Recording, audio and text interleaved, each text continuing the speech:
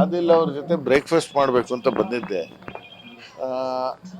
ಅವರು ನಮ್ಮ ಜೊತೆ ಕಾಂಗ್ರೆಸ್ ವಿರುದ್ಧ ಇಲ್ಲ. ಅವರು ಕಾಂಗ್ರೆಸ್ ಬಗ್ಗೆ ಎಲ್ಲೂ ಕೂಡ ನಾನು ಅಪಪ್ರಚಾರ ಮಾಡಲ್ಲ. ನಾನು ಆಲ್ರೆಡಿ ನಾಮಿನೇಷನ್ ಹಾಕ್ಬಿಟ್ಟಿದ್ದೀನಿ, ಮುಂದಕ್ಕೆ ಹೋಗ್ತಾ ಇದ್ದೀನಿ, ಎಲೆಕ್ಷನ್ ಮಾಡ್ತಾ ಇದ್ದೀನಿ. ನಾನು ನಿಮ್ಮ ವಿರುದ್ಧ ಮಾಡಲ್ಲ, ನಾನು ನಿಮ್ಮ ವಿರುದ್ಧ ಮಾತಾಡಲ್ಲ. ನೀವು ಬಂದಿದ್ದೀರಾ, ನಿಮ್ಗೆ ಗೌರವ ಕೊಡ್ತೀವಿ ಅಂತ ಹೇಳ್ತಾರೆ. ಬಟ್ ನಾನು ರಿಕ್ವೆಸ್ಟ್ ಮಾಡ್ಕೊಂಡಿದ್ದೀನಿ, ನನ್ನ ತಮ್ಮ ಇದ್ದಂಗೆ ಬರ್ಬೇಕು, ನಮ್ಮ ಜೊತೆ ಸೇರ್ಕೊಬೇಕು ಅಂತ ನಾನು ರಿಕ್ವೆಸ್ಟ್ ಮಾಡಿದ್ದೀನಿ. ಮುಂದೆ ನಾನು ಇಡೀ ದಾವಣಗೆರೆ ನಮ್ಮ ಮುಸಲ್ಮಾನ್ ಸಮಾಜಕ್ಕೆ ಹೇಳೋದು ಇಷ್ಟೇ, ಒಂದೇ ಒಂದು ಮಾತು ಹೇಳ್ತೀನಿ. ಕಾಂಗ್ರೆಸ್ ಪಕ್ಷ ಈ ದೇಶಕ್ಕೆ ಸ್ವಾತಂತ್ರ್ಯ ತಂದುಕೊಟ್ಟಂಥ ಪಕ್ಷ. ಇವತ್ತು ನಾನು ಇಲ್ಲಿ ನಿಂತು ಮಾತಾಡ್ತಾ ಇದ್ದೀನಿ, ನೀವು ಅಲ್ಲಿ ಕೂಡಿಸಿ ಕೇಳ್ತಾ ಇದ್ದೀರಾ ಅಂದರೆ ಬಾಬಾ ಸಾಹೇಬ್ ಅಂಬೇಡ್ಕರ್ ಕೊಟ್ಟಂಥ ಸಂವಿಧಾನದಿಂದ ಮಾತ್ರ ಸಾಧ್ಯ. ಆ ಸಂವಿಧಾನವನ್ನು ಎತ್ತಿಡೋ ಕೆಲಸ ರಾಹುಲ್ ಗಾಂಧಿ ಅವರು ಮಾಡ್ತಾ ಇದ್ದಾರೆ, ನಮ್ಮ ಡಿ.ಕೆ. ಶಿವಕುಮಾರ್ ಅವರು ಮಾಡ್ತಾ ಇದ್ದಾರೆ, ಸಿದ್ದರಾಮಯ್ಯ ಅವರು ಮಾಡ್ತಾ ಇದ್ದಾರೆ. ಅದಕ್ಕೆ ನಮ್ಮ ಜೊತೆ ಕೈ ಜೋಡಿಸಿ ಅಂತ ಆದಿಲ್ ಹತ್ರ ಕೇಳ್ಕೊಂಡಿದ್ದೀನಿ. 100% ಈ ಭಾಗದಲ್ಲಿ ಸಮರ್ಥೆ ಗೆಲ್ಲೋದು, ಅದರಲ್ಲಿ ಎರಡು ಮಾತಿಲ್ಲ. ಕಾಂಗ್ರೆಸ್ ಪಕ್ಷನೇ ಗೆಲ್ಲೋದು. ನಾವು ಕೊಟ್ಟಿರೋಂಥ 5 ಗ್ಯಾರಂಟಿನೇ ಜನಕ್ಕೆ ಸೇರ್ತಾ ಇರೋದು. ಪ್ರತಿಯೊಬ್ಬರು ನಮ್ಮ ಹತ್ರ ಬೆನಿಫಿಷರಿನೇ ಇರ್ಬೋದು. ನಮ್ಮ ಸಮಾಜದವ್ರಿಗೆ ಇಲ್ಲಿ ಒಂದು ಸ್ವಲ್ಪ ಎಫೆಕ್ಟ್ ಆಗಿದೆ, ನಾನು ಆಗಿಲ್ಲ ಅಂತ ಹೇಳಲ್ಲ. ನಮ್ಮ ಪಕ್ಷದಲ್ಲಿ ನಮ್ಮ ಮನೆಯಲ್ಲಿ ಒಂದು ಟಿಕೆಟ್ ಕೇಳೋದು ತಪ್ಪೇನಲ್ಲ. ನಾನು ನಮ್ಮ ಅಪ್ಪನ ಹತ್ರ ಹೋಗಿ ನನಗೆ ಇದು ಕೊಡಿಸು ಅಂತ ಕೇಳ್ಬೋದು, ಕೊಡ್ತೀನೋ ಇಲ್ವೋ ಅನ್ನೋ ಹಕ್ಕಿರೋದು ನಮ್ಮ ಅಪ್ಪಗೇನೆ ಅಲ್ಲ. ಇಲ್ಲ ನಮ್ಮ ಅಮ್ಮ ಹತ್ರ ಹೋಗಿ ನಾನು ಜಗಳ ಆಡ್ಬೋದು. ಅದೇ ಪಕ್ಷ ಅನ್ನೋದು. ಕಾಂಗ್ರೆಸ್ ಪಕ್ಷದ ಜೊತೆ ಮುಸಲ್ಮಾನರು ಇದ್ದಾರೆ, ನಮ್ಮ ಜೊತೆ ಕೆಲವು ಟೈಮಲ್ಲಿ ನಾವು ಕೇಳಿದ್ದು ಇವಾಗ ಕೊಡೋಕ್ಕಾಗಲ್ಲ, ಮುಂದಕ್ಕೆ ಕೊಡ್ತೀವಿ ಅಂತಾರೆ. ಅಷ್ಟೇ ಇರೋದು ಹೊರತು ನಮ್ಮನ್ನು ಎಲ್ಲೂ ಕೂಡ ಬಿಟ್ಕೊಡಲ್ಲ. ಕಾಂಗ್ರೆಸ್ ಪಕ್ಷ ಯಾವಾಗಲೂ ಮುಸಲ್ಮಾನರ ಜೊತೆ ಇದೆ. ಯಾಕನ್ನಕ್ಕೂ ಬೀಳಲ್ಲ. ಯುವಕರೇ ಸರ್ ದಾವಣಗೆರೆ ದಕ್ಷಿಣ ವಿಭಾಗದಲ್ಲಿ ಅಂದ್ರೆ ಯುವಕರೇ ಜಾಸ್ತಿ ಇರುವ ಅಂದ್ರೆ ಆಕ್ರೋಶ ವ್ಯಕ್ತಪಡಿಸ್ತಾ ಇರ್ತಾರೆ. ಸೋಲಿಸ್ಬೇಕಂತ ಹೇಳಿ ನಾನೇನಕ್ಕೆ ಬಂದಿರೋದು? ನಾವಿಲ್ಲಿ ಬಂದಿರೋದು ಏನಕ್ಕೆ? ಯುವಕರನ್ನ ಗೆಲ್ಸ್ಬೇಕು ಅಂತ. ಯಾರಿಗೆ ಟಿಕೆಟ್ ಕೊಟ್ಟಿರೋದು? ಅಜ್ಜರ್ಗ, ಯಂಗ್ಸ್ಟರ್ ಕೊಟ್ಟಿದ್ದಾರೆ. ನೋಡಪ್ಪ, ನಾನು ಹೇಳೋದು ಈ ಸಮಾಜವನ್ನು ಬದಲಾವಣೆ ಮಾಡಬೇಕಂದ್ರೆ ಯುವಕರು ಪಾಲಿಟಿಕ್ಸ್ ಬರಲೇಬೇಕು. ಯುವಕನಿಗೆ ಅವಕಾಶ ಸಿಕ್ಕಿದೆ. ಇವಾಗ ಯುವಕರಿಗೆ ಅವಕಾಶ ಸಿಕ್ಕಿದ್ರಿಂದ ಅವನೇನು ತಪ್ಪು ಮಾಡವನೇ? ಏನು ಅಂತ ಮನೇಲಿ ಹುಟ್ಟಿರೋದು ತಪ್ಪ?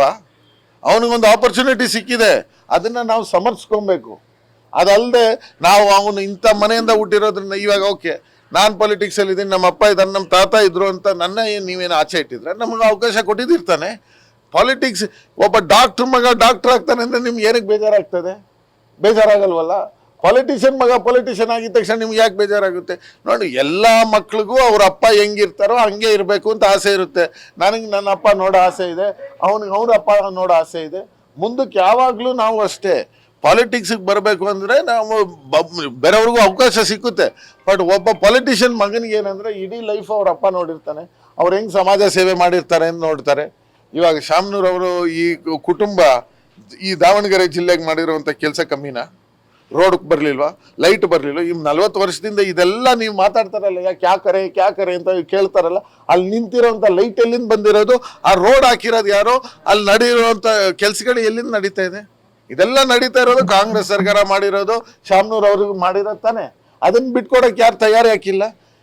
ನೋಡಿ, ಅವಕಾಶಗಳು ಸಿಕ್ಕುತ್ತೆ, ನಾವು ಹೆಂಗೆ ಅದನ್ನು ಮುಂದಕ್ಕೆ ತೊಗೊಂಡೋಗ್ತೀವಿ ಅನ್ನೋದು ಮುಖ್ಯ. ನಮ್ಮ ಯುವಕರಲ್ಲಿ ಇಷ್ಟೇ ಕೇಳ್ಕೊಳ್ಳೋದು, ಸುಮ್ಮನೆ ಯಾವನ ಬಂದು ಹೇಳ್ದ, ಇವ್ರು ಹೇಳಿದ್ರು ಅವ್ರು ಹೇಳಿದ್ರು ಅಂತ ನೀವು ಉತ್ಸಾಹಕ್ಕೆ ಹೋಗ್ಬೇಡಿ. ತುಂಬ ಈಸಿ ನಮ್ಮವ್ರನ್ನ ಜಾಕತ್ಸಕ್ಕೆ. ಅಲ್ಲ, ನಿಮ್ಮ ಸಮುದಾಯದ ಮುಖಂಡರಲ್ಲಿ ಯಾರು ಅದೆಲ್ಲ ಏನಿಲ್ಲ. ಜಮೀರ್ ಅಣ್ಣನೂ ಬರ್ತಾರೆ, ನನ್ನ ಇಲ್ಲಿ ಕಳ್ಸಿ. ಅವರು ಕ್ಷಮೆ ಕೇಳಿಲ್ಲ ಅಂದ್ರೆ ಅವ್ರು ಬಂದು ಮುಖಕ್ಕೆ ಮಸಿ ಬೆಳಿತು ಅಂತ ನಿಮ್ಮ ಬಿಬಿಎಂಪಿ ಮಾಜಿ ಕಾರ್ಪೊರೇಟರ್ ಇಮ್ರಾನ್ ಪಾಷಾ ಅವರು ಹೇಳಿಕೆ ಕೊಟ್ಟಿದ್ದಾರೆ. ನಾನು ಇವಾಗ ನಿಮ್ಗೆ ಏನು ಹೇಳ್ತಾ ಇದ್ದೀನಿ, ಜಮೀರ್ ಅಣ್ಣನೇ ನನಗೆ ಕಳಿಸಿದ್ದಿಲ್ಲಿ ಮಾತಾಡಕ್ಕೆ. ಜಮೀರ್ ಅಣ್ಣನೇ ನಮ್ಮ ಪಕ್ಷದಲ್ಲಿ ಮುಸಲ್ಮಾನ್ ಲೀಡರಲ್ಲಿ ನಮ್ಮ ಅಪ್ಪ, ಜಮೀರ್ ಅಣ್ಣ, ಖಾದರ್ ಅಣ್ಣ ಇವರೇ ಇರೋದು ಎಲ್ಲ. ಯಾ ಇಮ್ರಾನ್ ಪಾಷಾ ರೀ, ಅವನ್ನೆಲ್ಲ ಲೆಕ್ಕಕ್ಕೆ ತಗೊಂಬೇಡಿ. ನಾನು ಇಲ್ಲಿ ಕೇಳ್ತಾ ಇದ್ದೀನಲ್ಲ, ನನ್ನ ಇಲ್ಲಿ ಕಳ್ಸಿರೋದೇ ಜಮೀರ್ ಅಣ್ಣ. ಕಾಂಗ್ರೆಸ್ ಪಕ್ಷದ ಜೊತೆ ಅವರಿದ್ದಾರೆ, ಅವ್ರು ಎಲ್ಲೂ ಕೂಡ ಹಿಂದೆ ಮುಂದೆ ಇಲ್ಲ. ಯಾವನೋ ಒಂದು ಹೇಳದ್ನಲ್ಲ ನೀವು ತಗೊಂಡು ಸುಮ್ಮನೆ ಸೀರಿಯಸ್. ನಾನು ಕೇಳೋದು, ದಾಡಿ ಇರೋದು ತೊಪ್ಪಿ ಹಾಕಿರೋರೆಲ್ಲ ದೊಡ್ಡ ಲೀಡರ್ ಅಂತ ನೀನು ಒಪ್ಕೊಂಬೇಡಿ. ಫಸ್ಟು ದೇವ್ರು ಕೊಟ್ಟಿರೋಂಥ ಮಾತನ್ನ ಮುಂದಕ್ಕೆ ತಗೊಂಡು ಹೋಗೋದು ಕಲಿಯಬೇಕು. ಏನು ಸುಳ್ಳು ಹೇಳ್ಬಾರ್ದು, ಬಡ್ಡಿಗೆ ತಗೊಂಬಾರ್ದು, ನಮಾಜ್ ಮಾಡಬೇಕು, ಒಳ್ಳೆತನ ಜೀವನ ಮಾಡು. ಸುಮ್ಮನೆ ದಾಡಿ ತಪ್ಪಿ ಆಗಿದ ತಕ್ಷಣ ನೀನು ಒಳ್ಳೆ ಮುಸಲ್ಮಾನ ಆಗಲ್ಲ. ಅರ್ಥ ಆಯ್ತಾ? ಬಡ್ಡಿಗೆ ತಗೊಂಬೇಡಿ. ನೀವು 5 ಬೇಸಿಕ್ಸ್ನ ಫಸ್ಟ್ ಫುಲ್ಫಿಲ್ ಮಾಡಿ. ಅವ್ನು ಯಾರು ಟೊಪ್ಪಿ ಹಾಕೊಂಡು ಏನು ಸ್ಟೇಟ್ಮೆಂಟ್ ಕೊಟ್ಟವನೋ ಅವ್ನು ಹಿಸ್ಟ್ರಿ ತಗೊಂಡ್ಬಿಟ್ರೆ ನಿಮ್ಗೆ ಗೊತ್ತಾಗ್ಬಿಡುತ್ತೆ. ಅವ್ನು ಯಾರೋ ಕಾರ್ಪೊರೇಟರ್ ಅಂತ ಇವನು ಯಾರೋ ಅಂತ ಹೇಳಿದ ತಕ್ಷಣ ನೀವು ಅದನ್ನು ತಗೊಂಬೇಡಿ. ನಮ್ಮ ಎಲ್ಲ ಸಮಾಜ ನಾಯಕರು ಕಾಂಗ್ರೆಸ್ ಜೊತೆ ಇದ್ದಾರೆ, ಸಮೀರ್ ಅಣ್ಣನೂ ಇದ್ದಾರೆ, ನಮ್ಮ ಅಪ್ಪ ಇವತ್ತು ಬಂದವ್ರೆ, ಎಲ್ಲರೂ ಇದ್ದಾರೆ ಇಲ್ಲಿ. We are all with Congress. Congress is going to win this. Thank you. Karnataka news beat follow ಮಾಡಿ, ಸಬ್ಸ್ಕ್ರೈಬ್ ಮಾಡಿ.